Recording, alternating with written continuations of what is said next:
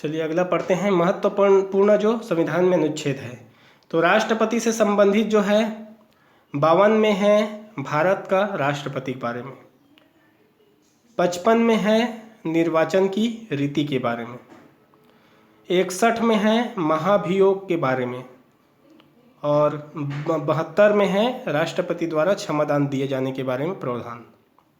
अब देख लेते हैं हम उपराष्ट्रपति।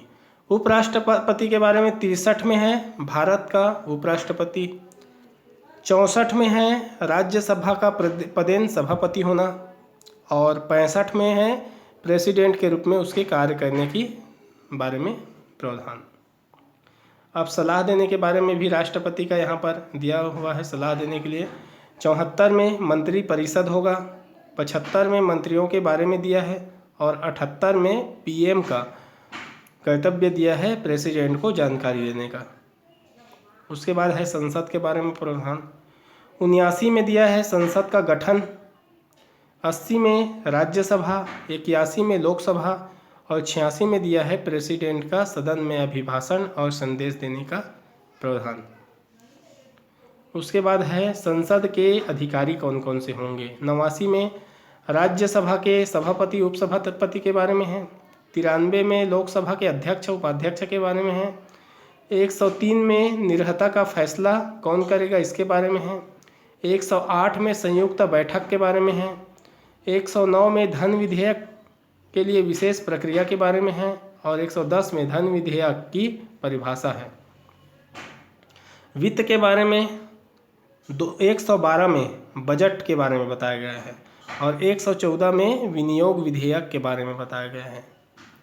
उसके बाद है 123 में प्रेसिडेंट द्वारा अध्यादेश जारी करने के बारे में प्रावधान है, तो याद रखना 123। अब सुप्रीम कोर्ट के बारे में देखते हैं। 124 में सुप्रीम कोर्ट होने का प्रावधान है। 137 में पुनर्विलोकन जिसको जुडिशियल रिव्यू कहते हैं उसके बारे में जो बहुत इंपॉर्टेंट है दिया गया है। 139 में रिट की शक्ति दिया है सुप्रीम कोर्ट को बारे में बताया है और 143 में प्रेसिडेंट द्वारा सुप्रीम कोर्ट से परामर्श के बारे में बताया है। उसके बाद देखते हैं राज्यपाल के बारे में। राज्यपाल के बारे में 153 में राज्यपाल के बारे में बताया है और 161 में उसके क्षमादान की शक्ति बताया है। उसके बाद मंत्रिपरिषद के बारे में 163 में गवर्नर को सलाह और सहायता के लिए मंत्रिपरिषद के बारे में बताया है। 164 में मंत्रियों के बारे में बताया है। 165 में महाअधिवक्ता के बारे में बताया है और 167 में गवर्नर को सूचना देने के सीएम के कर्तव्य को बताया है। उसके बाद विधानमंडल के बारे में देखते हैं, तो 168 में विधानमंडल और 170 में विधानसभा के बारे में बताया है, 171 में विधान परिषद के बारे में बताया है, 165 में गवर्नर के सदनों में अभिभाषण और संदेश के बारे में बताया है, 177 में सदन में महाअधिवक्ता के बारे में बताया है, 192 में सदस्य की निर्हता का फैसला कौन करेगा उसके बारे में 192 में बताया है। अब कुछ धन विधेयक के बारे में बताया है। 198 बताया कि धन विधेयक विशेष प्रक्रिया होगा इसके लिए। 199 में बताया है कि धन विधेयक की परिभाषा। 200 में बताया है विधेयकों पर अनुमति कैसे मिलेगा और 201 में बताया है विचार हेतु आरक्षित राज्यपाल कैसे करेगा। उसके बाद है वित्त के बारे में, तो राज्य के बजट में 202 में बजट के बारे में बताया गया है और 204 में विनियोग के बारे में बताया गया है।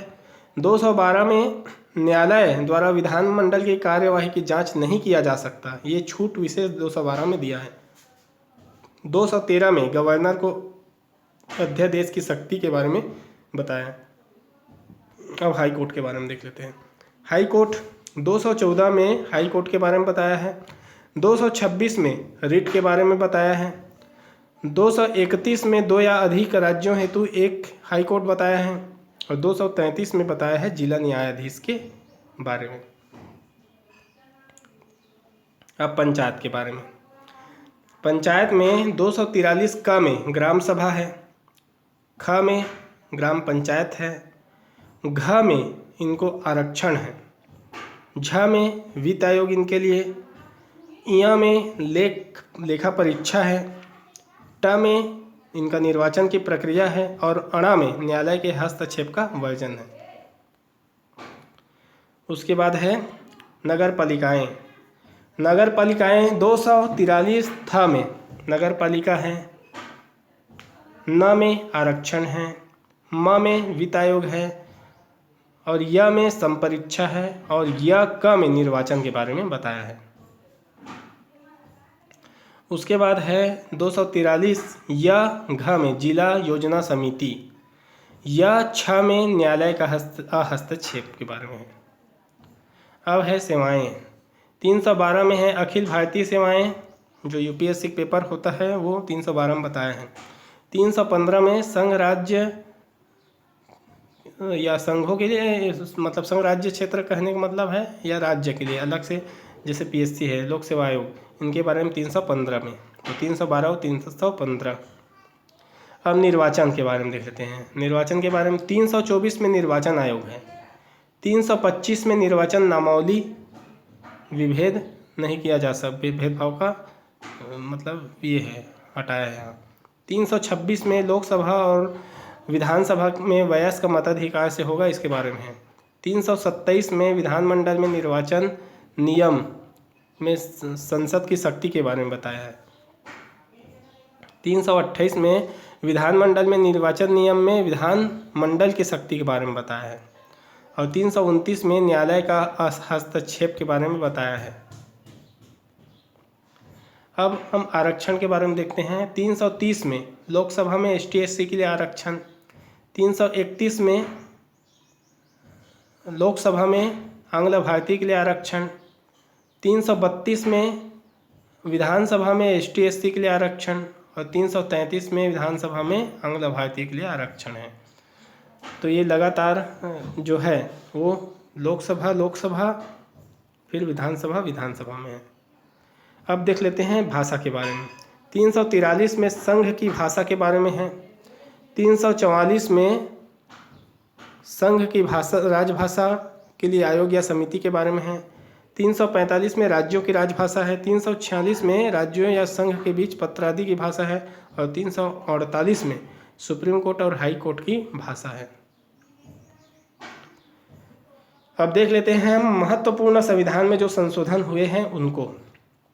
सबसे पहला संशोधन 1951 में स्वतंत्रता, समानता, अभिव्यक्ति और संपत्ति शब्द जोड़ा गया और जो इसमें बोला गया कि उचित प्रतिबंध लगाया जा सकता है। साथ ही साथ 9वीं अनुसूची इसी समय जुड़ा, पहले 8 था। 1956 में 7वां संशोधन हुआ, राज्यों का पुनर्गठन हुआ था। फिर 19वां संशोधन 1966 में हुआ, हाई कोर्ट को चुनाव याचिका सुनने का अधिकार दे दिया गया। फिर 26वां हुआ 1971 में, देशी शासकों के विशेष उपाधि प्रिवी पर्स को समाप्त किया गया इंदिरा गांधी द्वारा। उसके बाद 42वां संशोधन 1976 में हुआ, इसमें बहुत बड़ा संशोधन हुआ था, इसको देख लेते हैं हम। पहला तो ये हुआ, प्रस्तावना में समाजवादी, धर्मनिरपेक्ष, एकता व अखंडता जुड़ा। DPSP का फंडामेंटल राइट पर सर्वोच्चता दिया गया। मौलिक कर्तव्य जोड़ा गया। संविधान में न्यायिक परीक्षण से मुक्त किया गया। लोकसभा और विधानसभा में 5 वर्ष से कार्यकाल 6 वर्ष किया गया। वन, शिक्षा, जनसंख्या समवर्ती सूची में शामिल हुआ। प्रेसिडेंट जो है PM व मंत्रिपरिषद के सलाह से कार्य करेगा। प्रेसिडेंट जो है PM व मंत्रिपरिषद के सलाह से कार्य करेगा, ये जोड़ा गया। मतलब मंत्रिपरिषद को ज़्यादा शक्ति दिया गया। संसद राष्ट्र विरोधी गतिविधि पर कानून बना सकता है, ऐसा करके संसद की शक्ति को ज़्यादा बढ़ाने का प्रयास किया गया। तो उसके बाद आया 44वां संशोधन 1978। इसमें जो 42वां था उस पर लगाम लगाने का प्रयास किया गया। आंतरिक अशांति से शब्द को सैन्य विद्रोह पर आपातकाल लगाने का प्रावधान किया गया। संपत्ति को कानूनी अधिकार दिया गया। लोकसभा विधानसभा के कार्यकाल को 6 से हटा के 5 किया गया और प्रेसिडेंट और वाइस प्रेसिडेंट को निर्वाचन विवाद को सुप्रीम कोर्ट के द्वारा सुनना तय किया गया।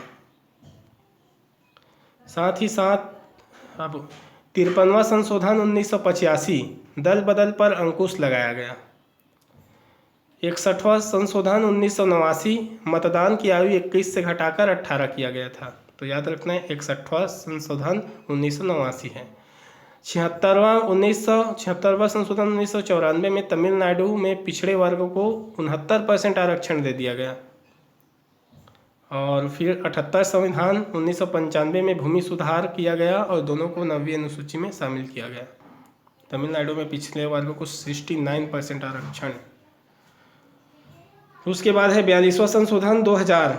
इसमें नौकरी प्रोन्नति में न्यूनतम प्राप्तांकों में छूट देने का प्रावधान हुआ। 84वां संशोधन 2001 में लोकसभा विधानसभा में सीट को 2026 तक स्थिर किया गया। फिर 85वां 2001 में नौकरी में पदोन्नति में आरक्षण दिया गया ST और SC में। 86वां संशोधन 2002 में RT लाया गया, शिक्षा का अधिकार। फिर 93 संशोधन 2006 में शिक्षण संस्थाओं में ST SC OBC को आरक्षण दिया गया, 2006 में दिया गया था। फिर 97वां संशोधन 2012 में सहकारी समिति बनाया गया। 98 संशोधन 2013 में 371J जोड़ा गया और हैदराबाद के विकास हेतु गवर्नर को शक्ति दिया गया।